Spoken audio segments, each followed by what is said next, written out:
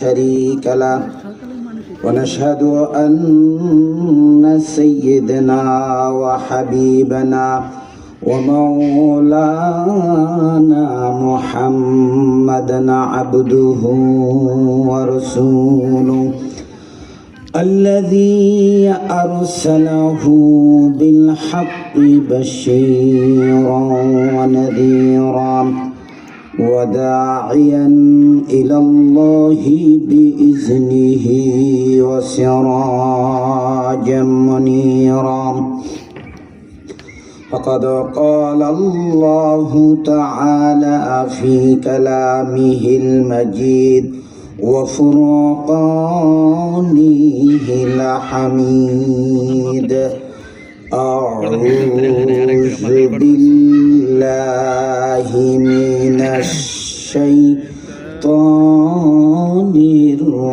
الرجيم.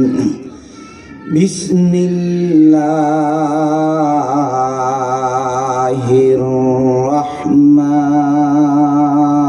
الرحمن الرحيم. واعتصموا بحبل الله جميعا ولا تفرقوا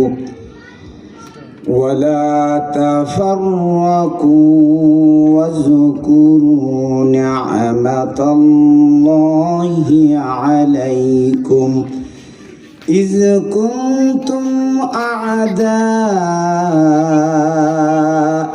فألف بين قلوبكم فأصبحتم بنعمته إخوانا.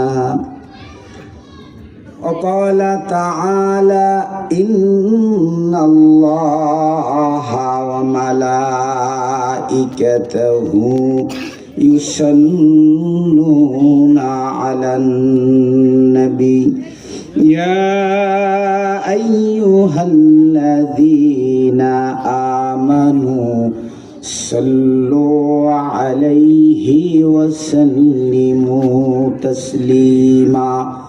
সকলে মহাব্বতের সাথে দুরূদ পড়ি। আল্লাহুম্মা সাল্লি আলা মুহাম্মাদ ওয়া আলা আলি মুহাম্মাদ কামা সাল্লাইতা আলা ইব্রাহিম ওয়া আলা আলি ইব্রাহিম ইন্নাকা হামিদুম মাজিদ। আল্লাহুম্মা বারিক আলা মুহাম্মাদ ওয়া আলা আলি মুহাম্মাদ কামা বারাকতা আলা ইব্রাহিম ওয়া আলা আলি ইব্রাহিম ইন্নাকা হামিদুম মাজিদ। ইমানের পথে অবিচল থেকে আমার মরণ যেন হয়। ইমানের পথে অবিচল থেকে আমার মরণ আছে মিনতি আমার তোমারই কাছে মিনতি আমার মহামহিম দয়াময়। ইমানের পথে অবিচল থেকে আমার মরণ যেন হয়। আলহামদুলিল্লাহ। আদর্শ গ্রাম জামে মসজিদের মুসল্লি ও স্থানীয় তাওহীদি জনতার উদ্যোগে অধ্যকার মুবারকপূর্ণ দ্বীনি মাহফিলের পরম শ্রদ্ধাভাজন সম্মানিত সভাপতি হযরত উলামায়ে কেরাম, আমার সামনে উপবিষ্ট আমার স্নেহের কিশোর, তরুণ, যুবক এবং বয়োবৃদ্ধ বাবারা, পর্দার আড়ালে আমার সম্মানিতা মা এবং বোনেরা, আমি আমার অন্তঃস্থল থেকে আন্তরিকভাবে মোহাব্বতের সাথে আপনাদেরকে সালাম দিচ্ছি। আসসালামু আলাইকুম ওয়া রাহমাতুল্লাহি ওয়া বারাকাতুহু। আল্লাহ রাব্বুল ইজ্জাত ওয়াল জালালের দরবারে লাখো কোটি সুজুদ পেশ করছি, যিনি এই সুন্দর আয়োজনে পবিত্র কোরআন ও সুন্নাহর মাহফিলে আমাদেরকে সমবেত করলেন। এজন্য সেই মহান রব্বুল আলামিনের দরবারে কালেমাতুশ শুকরিয়া আদায় করছি। সকলেই বলি আলহামদুলিল্লাহ। আর একটু আওয়াজ দিয়ে রবের শুকরিয়া আদায় করি, সকলেই বলি আলহামদুলিল্লাহ। দুরূদ ও সালাম সাইয়্যিদুল মুরসালিন রাহমাতাল লিল আলামিন, বিশ্ব মানবতার অগ্রদূত মুহাম্মদুর রাসূলুল্লাহ সাল্লাল্লাহু আলাইহি ওয়াসাল্লাম, যার আনিত আল কোরআন কিয়ামত পর্যন্ত মানুষদেরকে সঠিক পথের সন্ধান দান করবে।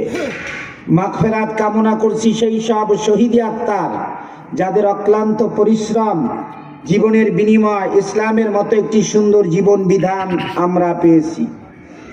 আজ পৃথিবীতে যারা দ্বীনের দায়ী হিসেবে কাজ করে যাচ্ছে, আল্লাহ রাব্বুল ইজ্জাত ওয়াল জালাল তাদের উত্তম জাযা খায়ের দান করুক, সকলেই বলি আমিন। সম্মানিত হাজিরিন, কোরআনে কারিমের মাহফিলে আসা বসা, কোরআন থেকে আলোচনা শোনা, এটা একটি সৌভাগ্যের ব্যাপার, ঠিক কিনা? কারণ কোরআনে কারিম হচ্ছে আল্লাহ পাকের আজিম কিতাব, মহান রব্বুল আলামিনের কালাম, কালামুল্লাহ অর্থাৎ আল্লাহর কালাম, অর্থাৎ কোরআনে কারিমের মজলিস এটা হচ্ছে স্বয়ং আল্লাহ। কোরআনে কারিমের মাহফিল হচ্ছে স্বয়ং আল্লাহ পাকের মাহফিল। অর্থাৎ এই কোরআনে কারিমের মাহফিলে যারা আসে তারা নিঃসন্দেহে সৌভাগ্যবান। অর্থাৎ আল্লাহ পাকের রহমত বরকত থেকে আল্লাহর গোলামেরা কখনো মাহরুম হয় না। কোরআনে কারিমের মাহফিলে যারা আসে তারা কখনো মাহরুম হয় না। আল্লাহ পাক এই কোরআনে কারিমের মাহফিলে আল্লাহ পাক স্বয়ং নিজে তার এই মজলিসের উপরে রহমত নাজিল করে দেন। আল্লাহ রাব্বুল আলামিন বলেন, ওয়া ইযা কুরিআল কুরআনু ফাসতামিউ লাহু ওয়া আনসিতু লাআল্লাকুম তুরহামুন। তোমাদের সামনে যখন কোরআনের বক্তব্য দেওয়া হয়, তোমাদের সামনে যখন কোরআনের আলোচনা করা হয়, তখন যদি তোমরা মনোযোগ সহকারে ধীর স্থিরভাবে আমার কোরআনের কথাগুলি শ্রবণ করো, তাহলে আমি রব্বুল আলামিন আরশে আজিম থেকে তোমাদের উপরে আমার রহমত নাজিল করব। তাহলে কোরআনে কারিমের মাহফিলে রহমত নাজিল করে দেন কে? আল্লাহ পাক। আমরা এখানে কিসের জন্য এসেছি? কোরআন শোনার জন্য। কি শোনার জন্য? কোরআন। কোরআন কার কথা? আমার আল্লাহর কথা। এখানে আমরা কারো বাপদাদার কিচ্ছা কাহিনী বলবো না, আমরা এখানে আলোচনা করব আল্লাহর কোরআন থেকে। কারণ কোরআনের কথা যারা বলে তারা সঠিক কথা বলে, ঠিক কিনা? আল্লাহর রাসূল বলেছে, মান ক্বালা বিহি সাদাকা, যে কোরআন থেকে কথা বলে সে সত্য কথা বলে। সুবহানাল্লাহ। তাহলে এখানে আমরা এসেছি কোরআন শোনার জন্য। কারণ কোরআন শুনলে কি হবে? কোরআন শুনলে আমাদের ঈমান বাড়বে। সুবহানাল্লাহ। কে বলেছে?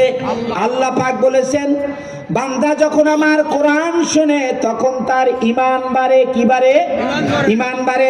এজন্য আল্লাহ পাক কোরআনে কারিমের মধ্যে বলেন, ওয়া ইযা তুলিয়াত আলাইহিম আয়াতুহু যাদাতুহুম ঈমানা।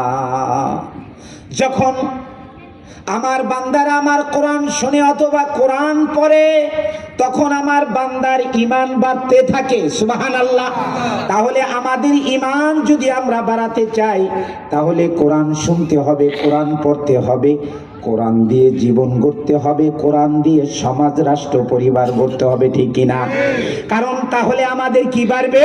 ঈমান বাড়বে। আজকে পৃথিবীতে মুসলমানদের দুর্দশার একটাই কারণ, আমাদের ঈমান আমরা নষ্ট করে ফেলেছি, ঠিক কিনা? কারণ আমরা কোরআন থেকে অনেক দূরে সরে গিয়েছি, আল্লাহর কোরআন থেকে আমরা অনেক দূরে সরে গিয়েছি।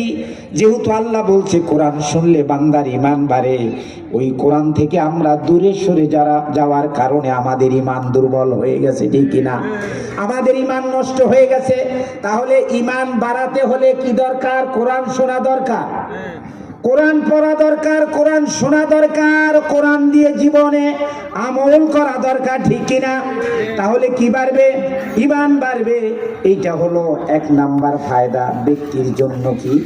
ব্যক্তি যখন কোরআন শুনবে তখন তার ঈমান বাড়বে, সুবহানাল্লাহ। 2 নাম্বার ফায়দা হলো ব্যক্তির শুধু ফায়দা নয়, কোরআন শুনলে সমাজেরও ফায়দা হয়, সুবহানাল্লাহ। কারণ কোন ব্যক্তি যখন আল্লাহর কোরআন শুনে, আল্লাহ যখন তাকে হেদায়েত দেয়, ওই লোকটা যখন খারাপ কাজ ছেড়ে দিয়ে ভালো হয়ে যায়, হেদায়েত নসিব হয়ে যায়, তাহলে ব্যক্তি যখন ঠিক হয়ে যায় আস্তে আস্তে তার পরিবারও ঠিক হতে থাকে, ঠিক কিনা? পরিবার ঠিক তো সমাজ ঠিক। ব্যক্তি যখন ঠিক হয় আস্তে আস্তে পরিবারের পরিবর্তন হয়, আবার পরিবার যখন আস্তে আস্তে ঠিক হয়ে যায় আস্তে আস্তে সমাজেরও পরিবর্তন ঘটে, ঠিক কিনা? তাহলে 2 নাম্বার ফায়দাটা হলো, 1 নাম্বার ফায়দা ব্যক্তি কোরআন শুনলে ঈমান বাড়বে, 2 নাম্বার ফায়দাটা হলো সমাজেরও কোরআন দ্বারা পরিবর্তন হবে, সুবহানাল্লাহ। 3 নাম্বার ফায়দাটা কি? 3 নাম্বার ফায়দা হলো, যদি এই কোরআন ব্যক্তি, সমাজে, পরিবারে, রাষ্ট্রে, আন্তর্জাতিক পর্যায়ে যদি